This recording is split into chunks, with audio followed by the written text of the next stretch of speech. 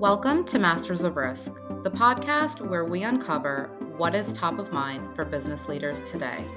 I'm Yashi and I will be your host every month. Let's get started.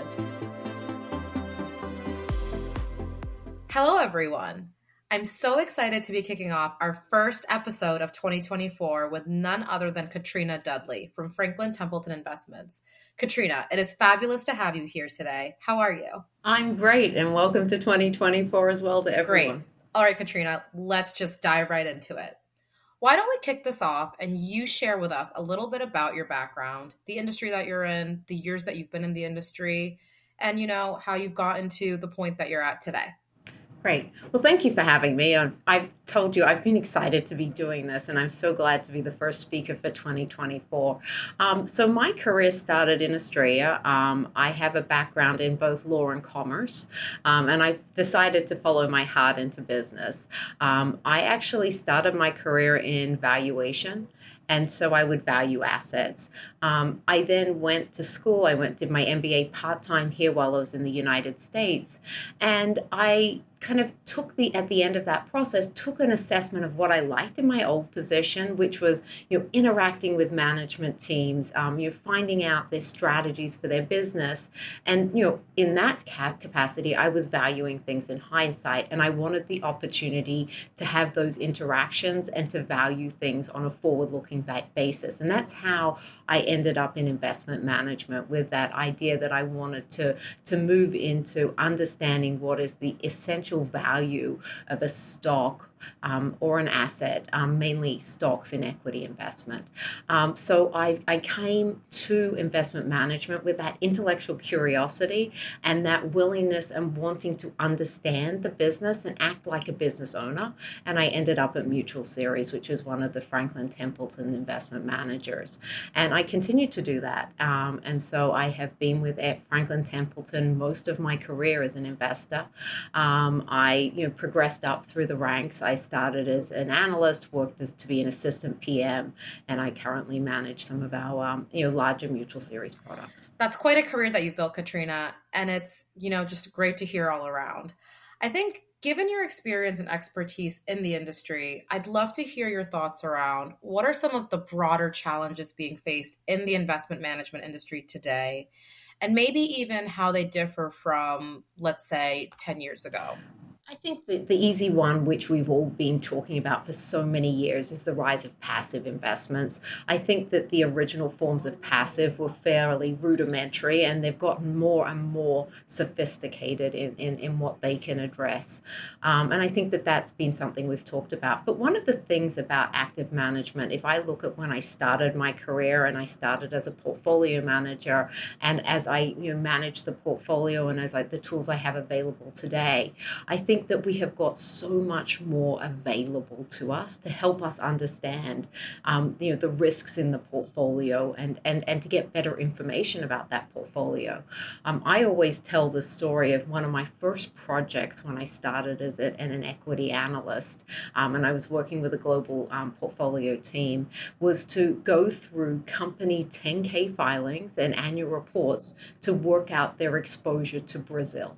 And I went through every single company, and I used the search function, and we did that. And we got an approximation, and it took a lot of time. Now I think about what if I wanted to, as a portfolio manager, understand my exposure to China or my exposure to Brazil at any one of my companies, not just using listing, but say as a percentage of revenue. I can work with my risk team, and they've got so many tools and so much better technology that they can have that answer very quickly. So I think that as the access to information and the access to tools to help us do our jobs better and give us more time to focus on what we do best. So that project that took many, many hours for me to do now takes many, many minutes for me to do. And I've got those hours that I can put into, speaking with, company CEOs or, understanding trends in the industry. Right. I think on that note, it's interesting because in a lot of the industry outlooks and sector outlooks that I've read, a common theme that I've been seeing is that there's almost two sides to this technology component. There's the efficiency aspect of it, but then also with technologies like AI, there's sort of a lot of discrepancy and controversy around that in terms of the risks that it can pose, especially when it comes to things like cybersecurity and other factors. So, how have you, thought about that, or how has the firm thought about that? Is it something that is top of mind for you right now? I'm just a little curious about this. I think AI will have an impact on investing, and I think that you've identified there are good and bad parts to any type of new technology. Exactly. So, I mean, look, I think about some of the things that we do that can be done with AI, and I think that's the opportunity where we can have them write baseline commentary and then we review it. But even with some of these technologies, you're right, we have to ensure that they're going out to verifiable sources. So we can't have an AI engine going out and pulling content that we can't verify or numbers that we can't verify. So I think that there still needs to be that human input. And there's also this sanity check on everything. I remember there was a professor that I interviewed, and we were talking about an exam that she had given to her students. And one student had answered the question, but the answer was so nonsensical that she actually deducted marks for the fact that he didn't identify that it could never happen. And it was like just philosophically and fundamentally wrong. And I think it was from that common sense perspective. And I think that's the same thing we need to be treating AI with, is that yes, it can be helpful, but we often just need to have that common sense lens that will say, is this output reasonable? Is this output adding to our investment process? We've talked a lot about data as well, because AI is obviously a lot of things. In investment management, if everyone is mining and using the exact same data, using the exact same algorithms, there's no longer an advantage to having those. And so we really need to understand what is the competitive advantage, or what are we trying to get out of the data. And then finally, everyone has a different investment lens. They have a different investment philosophy and different time frame. So we need to make sure some of these tools are aligned with those underlying values and philosophies. Okay. And in addition to how you're thinking about that, you mentioned a couple different ways in how these risks center around data and technology. So, what are some of the other risks that you've seen on the rise? Whether that's geopolitical or macroeconomic. I don't want to put words in your mouth, but I was just kind of thinking of some things along those lines. So, what are, those areas, or maybe some other areas that you've identified or are focusing on? I think you actually mentioned one of the areas we are very focused on, which is cybersecurity risk, in terms of you're making sure that our companies have robust processes, and Franklin Templeton has the same robust processes as well, because data security in financial services and trust is such a big part of what we stand for as a company and how we operate. So I do think that cybersecurity is the front of mind. It's been there for a long period of time, though. It's not some new risk that companies and everyone are paying attention to. On the geopolitical front, this is something in 2024 is very unique. Over 41% of the world's populations are going to head to the polls this year. And that's a lot of potential for change. And it is not just isolated change. So you think about it, you get a new president in a country, particularly a big country or an economically significant country, a new prime minister, for example. If they implement a policy, that policy not doesn't just affect the country, it often can have ramifications outside of your own borders, and it can result in new policies. And I always give the example when Joe Biden announced the change in the United States to really invest in green and green infrastructure, how there was a response from Europe. And so with these changes in government, I think typically we've looked at whether or not there are going to be, for example, in the Euro region, a rise of anti-Euro sentiment, but also there is new policies where we just need to be aware of what's happening. And I think that this year is going to be very, very interesting, not just within the United States with our election, but across the world, because there's so much going No, on. I definitely agree there. I think that there will be almost an aggregation of these different risk factors that you have to consider when making those investment decisions. One of them, I mean, just looking at the example that you provided around the US becoming more green, how does your firm take, factor in this concept and idea of sustainability? Is it a part of the decision making process for you guys? I don't think you can make an investment today without actually having considerations of the broader environment and what's happening. In Europe, you've got a significant rise, very much popular driven, from the populist driven, in terms of being environmentally conscious and being environmentally aware and being socially conscious. I think from an investment perspective, if you think of E, S, and G, we've always, I mean, Mutual Series grew up very focused on the G and governance and holding boards accountable for good governance. But now we've really migrated. We continue to have that pillar, but we also now have a focus on social. What is the diversity at the board? What's the diversity of the management team? What type of pay equity do they have? And we consider that. And then on the environmental, I'd say a lot of that is, what's their revenue platform? How do their products interact with society? Are they a polluter? Do they clean the air? Because that actually informs us as to what the revenue and cash flow outlook for these companies are, because we're looking at where the market is going. It's going to become more environmentally conscious. And so you need to have a company that's kind of going to where the puck is versus someone who's looking in that rearview mirror. Yep. And I think that those are all really great points there. I think it's a positive way to view investment and just in general when you're thinking about how to stay on top of what matters, not just for yourselves, but your investors and individuals alike. So let's flip the conversation a little bit from risk and talk about your thoughts on growth or innovation. I think that growth is a stylistic term. Even as a value investor, we look at growth. We just look in growth in cash flows, and we're looking at companies which have the ability to grow their cash flow stream. So we are not typically, the growth investors who are looking for TAM growth or looking for revenue growth, even though we're happy to take that. We're looking at companies, maybe they've had significant outflows from an investment program, a litigation program, a restructuring, and those are flipping, or maybe they've got margin enhancement opportunities that'll drive higher cash flows going forward. So even within a value investment mandate, you have growth characteristics. Similarly, within a growth mandate, you have valuation considerations. People are not value agnostic. As I look at the market, where we're one of the areas where we're talking with our institute, we have the FT Institute, and one of the areas they think is going to be the kind of surprise factor for 2024 is space. And I think that, Fascinating. yeah, if I look at last year, ChatGPT drove all of our conversations, and then somewhat of an Ozempic finale.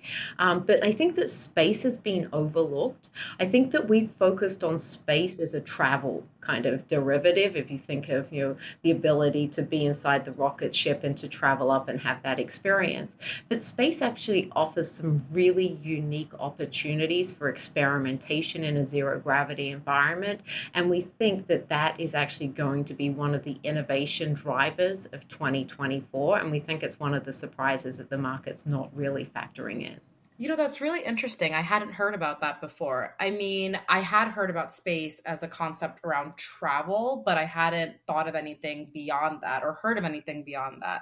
I guess what I'm curious about is the kind of value that can be derived from there. It'll definitely be something interesting to look out for. And to follow up on the innovation question, for you personally, what are some of your key pillars?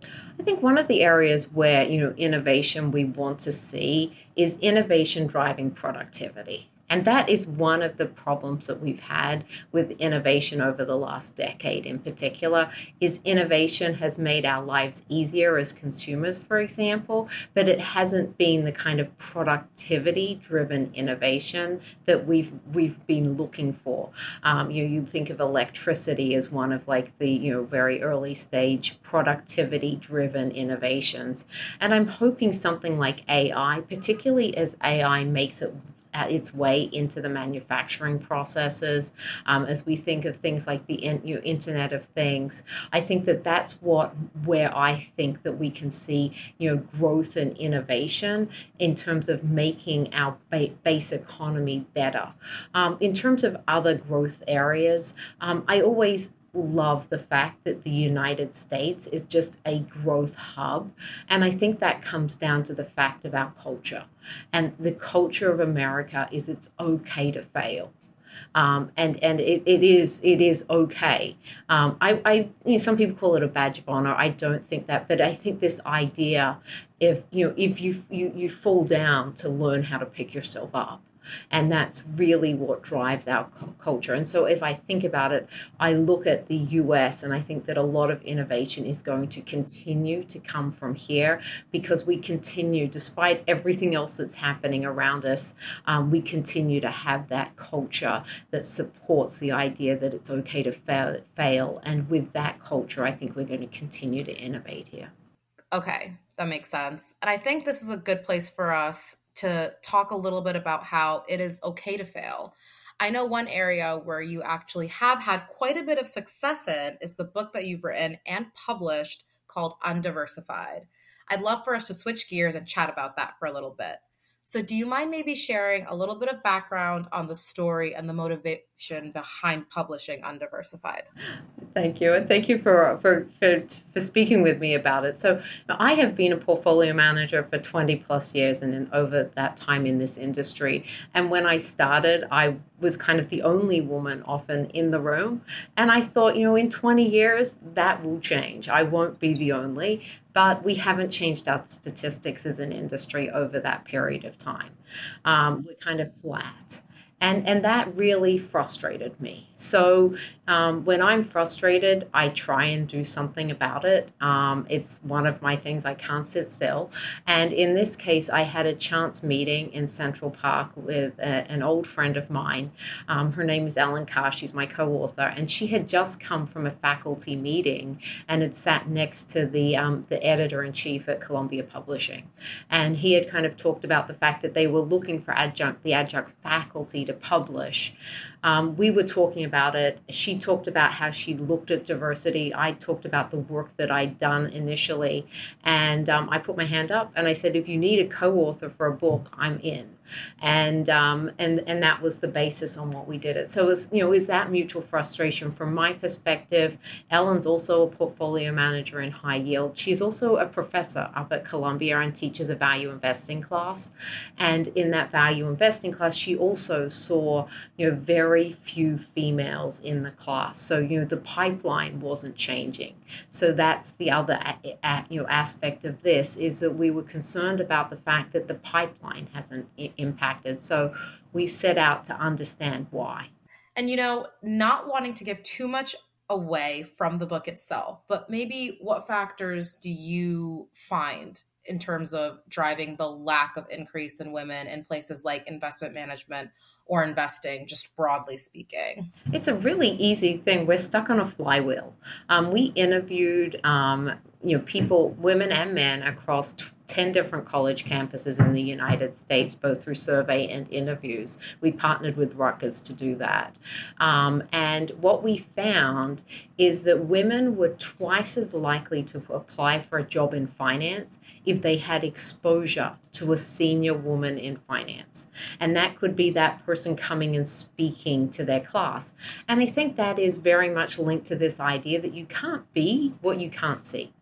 So if you can see it, I can be it.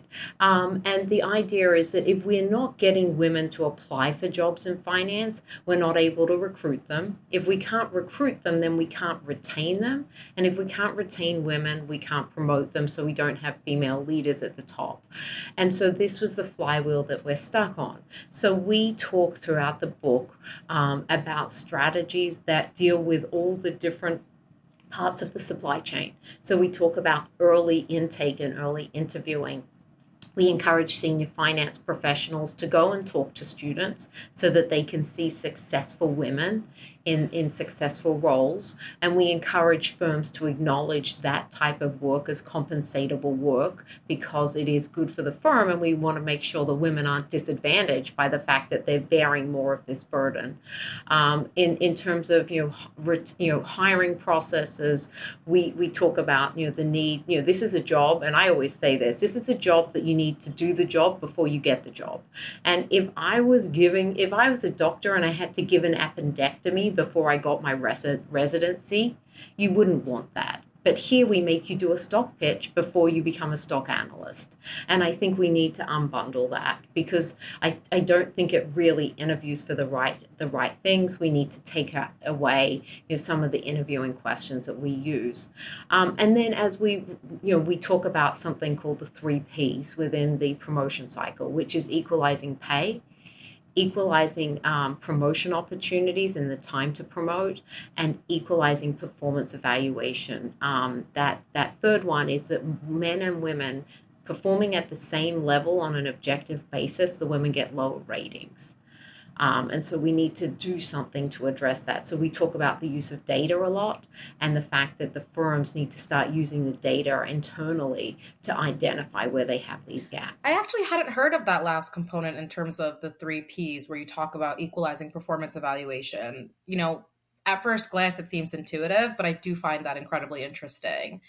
The other piece that I kind of wanted to pick your brain on is, you spoke about taking into account, or you're comparing, let's say, a medical career. So what I found is that some people potentially find their calling later in life. Maybe they go to medical school in their 30s or early 40s, and you'll hear of residents that, are at a much later stage when they actually go forward to become a doctor. When thinking about the investing industry, do you feel that there is a more specific timeline that needs to be followed? Or do you think that there's opportunities kind of at different points in your life when you can enter the industry and really develop some expertise or build your passion from that point forward? I think that generally speaking, most people are recruited into this industry straight out of their MBAs. It's not a huge industry, and it's not a well-known industry, but that tends to be the process. Unfortunately, we speak a lot about this in the book, that whole hiring process within the MBAs, and we studied Columbia's hiring process, it is somewhat not geared towards people who haven't done the job already. And that comes down to this stock pitch idea. So I think that MBA pipeline, I got into it at that point. I finished my MBA, and that's when I made the shift into investment management. There are some examples of people who are former doctors and then they shift into an analyst role where they're analyzing companies where having that degree gives them a competitive advantage. I hear a lot about that on the healthcare side, with companies running biotech funds where you've got to understand a lot more of the science. But as it relates to analyzing a GE or a Honeywell, or you can see in the back here a Caterpillar or a John Deere, being an engineer really doesn't make you a better investor. Yeah, understanding the markets, understanding macro, what's going to drive the construction cycle is much more important. And so I don't think you have in it. I really just think it's sector specific as to whether or not people are able to do that transition. So it's a little more rare in our industry. Okay. And, given the fact that you and your co author have seen that there hasn't really been, I guess, a material shift in the number of women that you're seeing as investment managers, what sort of risks do you think that poses to a firm in terms of them not having more diversity in the workspace or more diversity in areas like leadership, if there are really any risks there that you see? So why do we want diversity is the real question that you're asking, as what are the benefits of it? So let me first start with, we had a surprise finding when we did the research for the book, and it's that when you initially add diversity to an undiverse team, the performance of the team declines. And that was a surprise because we all thought, a diverse, you're adding diversity, it's a positive return. And the reason is that there are costs to communication.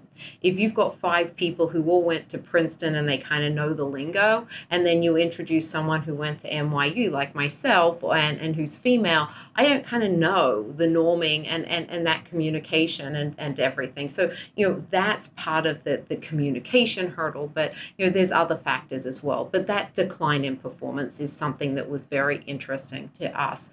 But then once you get past what it's called, it's about 30%. And at that point, you go from being a salient minority to being an acknowledged or a heard voice. And that's where you get the returns to diversity and having diverse perspectives. And from an investment perspective, the reason we want diverse perspective is so that we get the best investment perspective and the best investment decision. And that is also only possible if the hippo, the highest paid person in the room, is willing to consider those diverse opinions, because we talk about it. Diversity is being invited to the dance. Inclusion is being invited to dance, and you can assemble a diverse room of people around a table with investment and finance experience, but if you're not listening, you're not getting the benefits. Now, one final caveat on that, and I do talk about this. Just because you have a diverse perspective does not require me to follow it. Okay, it requires me to consider it. Okay, so it's the benefit of adding it into the mix and the consideration that gives you the better investment outcome, but we don't necessarily have to follow that minority opinion. And I want to be very clear about that. Now, we may, but we may not. And that's why diversity is important, because we considered it and we came to a better decision. I actually hadn't heard of the last component that you mentioned in terms of the equalizing performance evaluation piece. I think what I found interesting was that colleagues of the same caliber and similar tenure can have such variances in career progression. Where do you think this gap stems from, and what is the material impact? It may be that promotion delay has meant that those women are still analysts when their counterparts have already been promoted to PM. So you need to give them that long overdue promotion. And believe me, I've heard that phrase so often that it is amazing to me that we're still talking about that. But that's one area you can kind of go shopping in your own backyard. The second thing, as it relates to things like track records, women often take time out for and often women will take time out for children, and so maybe we need to have an ability to piece together a track record, and so they get credit for their prior ones, and that we kind of give them the combined impact of a track record without penalizing them for having taken that 1 year out. So there are a lot of creative ways that we can do that, where we're using data, and it's perceived as fair. And I think that the best example of where people are very happy to have fairness based alternatives when they know that that what was happening was unfair. And MIT is a great example. MIT looked and said that they're not getting enough female professors, tenured professors. And so they looked at their data and found out that women were not getting the women were getting smaller labs and fewer research assistants, so they equalized things. So they're the easy wins that you can get. In terms of addressing historical, biases, we really didn't go into how to do that as much in the book. I think we really wanted to address the current problem, which was, represented by the fact that, there were these, gaping disparities in terms of promotion, in terms of pay, and in terms of performance evaluation. And I think that really firms need to address some of those issues, and then embark on other aspects. Well, thank you so much, Katrina, for your insights. This has been a wonderful conversation. I know I've definitely learned a lot around your perspectives on risk, AI, the book that you've written. I know that you have another book coming out, and I can't wait to read it. I'm actually going to have it in my book club for the next month, so that's very exciting. So to close this out, I'd love to know, what is if you're a resolutions person, one of the resolutions that you've made for 2024? So I have 10 museums that I want to see this year. So I am working my way through that list. I have a list of things that I like to do, and I try and think of 100 new things that I haven't done. 10 museums is on the list this year, and then I have a whole lot of other different ones. And so I'm working my way through it, and looking to enjoy it. In New York? Yes, they are.